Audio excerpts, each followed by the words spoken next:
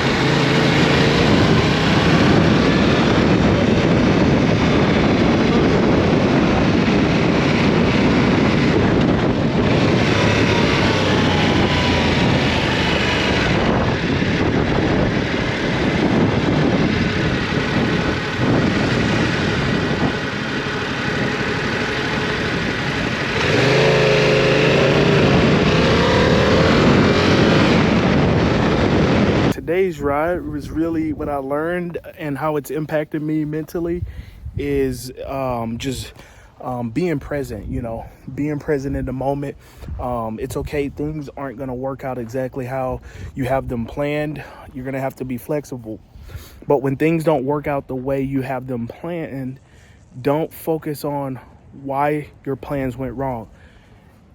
Okay? Don't focus on that. Don't focus on because things didn't work out the way you thought they were going to work out. What does that mean for your future? Don't even really stress about that. Just focus on being present and in the moment. And I think that motorcycling teaches me that, because when I'm riding, I have to be present and in the moment. And when I'm present and in the moment, not only do I have a more peaceful mind, but I'm also able to enjoy that thing that I'm doing in the moment, which in this case is riding. And I think that's applicable to life. And I think that riding helps you practice that. So if we practice that when we ride, what we find is when we're not riding and we're going through situations like that, we can remember to practice what we practice when we're riding, which is to be present and be in the moment. All right, so this was a good one. Looking forward to day 3 and see what day 3 has to bring. Cool.